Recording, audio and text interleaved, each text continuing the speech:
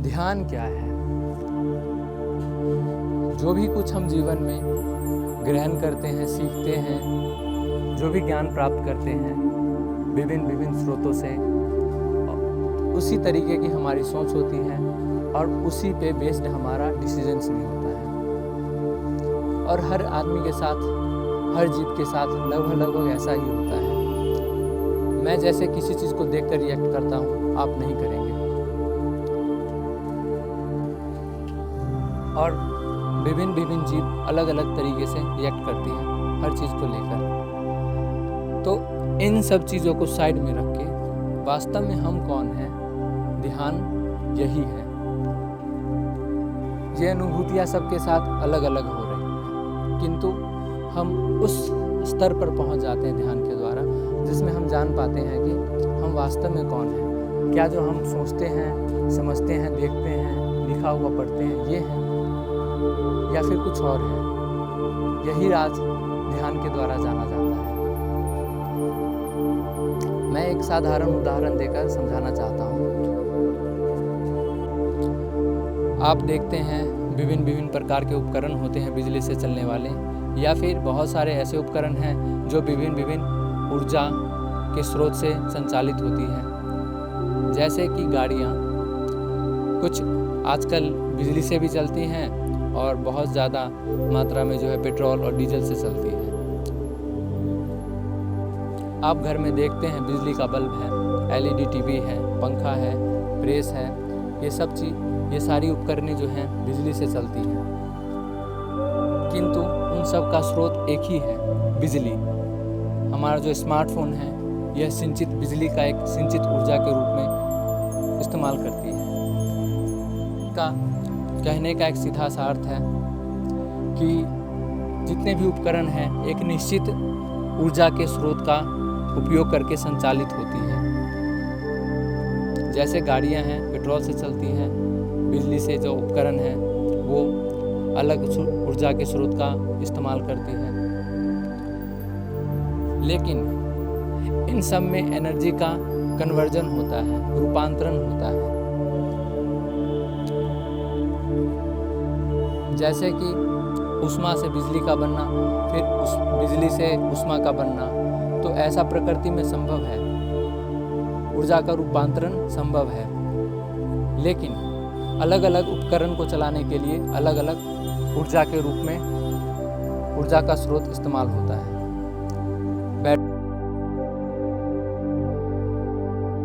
जैसे कि mobile phone है, उसमें वह पेट्रोल से नहीं चलेगा, उसको बिजली ही चाहिए।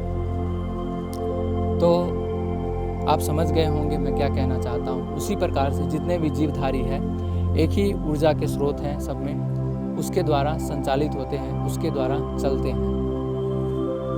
जितने भी जीवधारी हैं, जितने भी शरीरधारी हैं, विभिन्न विभिन्न शरीरों को धारण किए हुए हैं, आप उनको एक उपकरण मान सकते हैं, अलग अलग उपकरण। लेकिन वह सब एक ही प्रकार की एनर्जी से संचालित हो रही है। वहां तक पहुंचना ही ध्यान है। अब जैसे कि मेरा नाम मान लीजिए आदित्य है और सामने वाला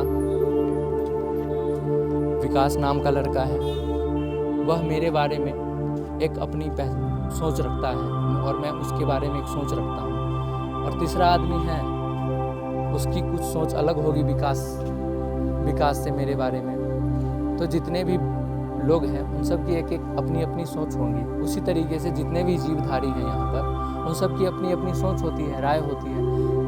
वो वातावरण के अनुसार रहन सहन, सिंचित ज्ञान, विभिन्न विभिन्न ज्ञान के स्रोत, उस सब पर डिसीजन बेस होता है।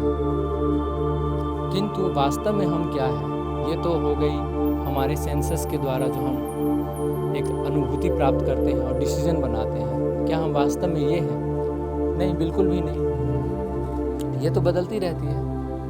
हमारा सेंसेस जो है किस प्रकार से सेंस करता है, और कई बार तो कुछ लोगों का सेंस काम ही नहीं करता। जैसे आँख किसी का ख़राब हो जाए तो देखना बंद कर देता है। क्या वास्तव में वो ऐसा है? बिल्कुल भी नहीं। तो वास्तव में हमारा जो स्वरूप है कैसा है, यही ध्यान के द्वारा जाना जाता है।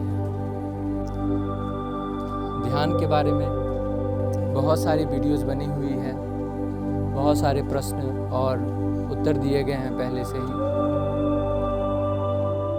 लेकिन मैं ये मानता हूँ कि आप बाहर से सुन के या फिर ज्ञान प्राप्त करके आप वास्तव में आप कौन है नहीं जान सकते कभी भी। यह कुछ ऐसा है कि आपने कभी चीनी टेस्ट नहीं की हो और कोई व्यक्ति आपको बताए कि यह मीठा होता है, ऐसा रंग रूप होता है, तो शायद आप समझ भी ना पाए।